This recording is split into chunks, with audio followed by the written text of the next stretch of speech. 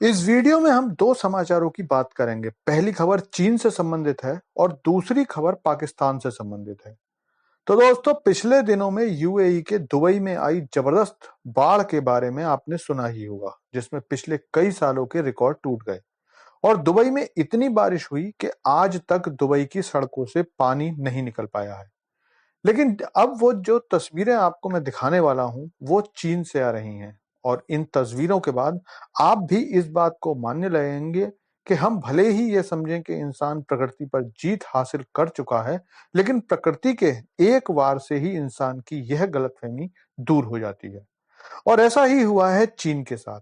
इस वीडियो को देखिए, जिसमें प्रकृति के विकराल रूप को देखकर किसी भी इंसान का दिल दहल जाएगा। ये नजारा है चीन के ग्वांगडोंग का, जहां पिछले 4-5 दिनों से लगातार बारिश हो रही है।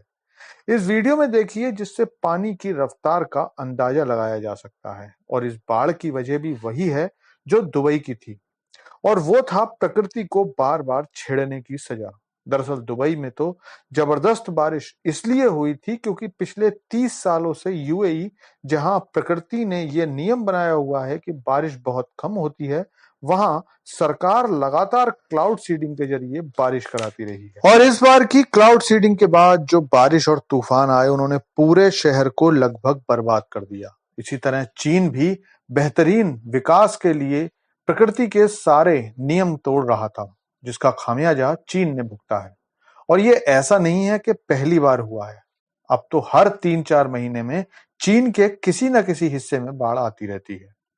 अगली खबर पाकिस्तान से आ रही है और ये खबर है कि अब पाकिस्तान ईरान और अमेरिका के बीच सैंडविच बनकर रह गया है। पाकिस्तान को समझ नहीं आ रहा है कि वो अपना सिर बचाए या पैर।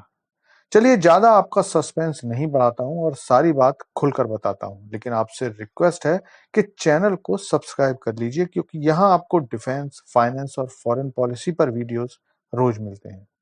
तो दोस्तों, लगभग 6 महीने पहले मैंने आपको ये जानकारी दी थी कि पाकिस्तान और ईरान के बीच एक गैस पाइपलाइन का समझौता हुआ था।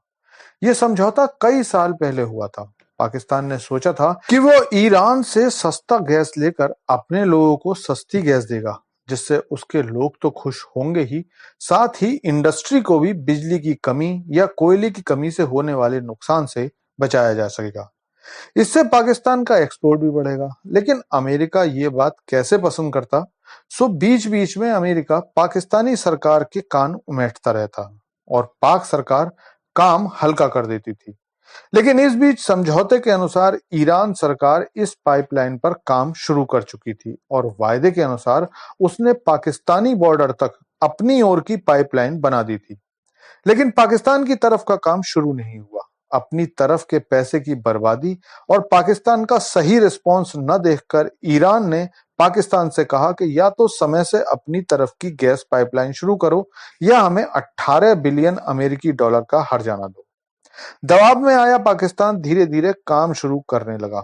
लेकिन एक तरफ पाकिस्तान जो 1-1 बिलियन डॉलर के लिए आईएमएफ के चक्कर लगा रहा है, वो 18 बिलियन कहां से लाएगा? लेकिन दिक्कत यहीं से शुरू हो गई, क्योंकि गैस पाइपलाइन की शुरुआत होते ही अमेरिका ने पाकिस्तान को चेतावनी दी है कि अगर पाकिस्तान ने गैस पाइपलाइन बनाने की कोशिश की तो अमेरिका उस पर प्रतिबंध लगा देगा। और अमेरिकी प्रतिबंध लगने का मतलब यह है कि पाकिस्तान केवल अमेरिकी मदद से नहीं जाएगा, बल्कि वर्ल्ड बैंक, आईएमएफ और ईयू जैसे सभी संगठन भी पाकिस्तान की कोई मदद नहीं करेंगे। मतलब एक बार फिर से पाकिस्तान के लिए एक तरफ कुआं है और एक तरफ खाई है। लेकिन इस मुद्दे पर आपका क्या विचार है? कमेंट करके बताइए। Thanks for watching video.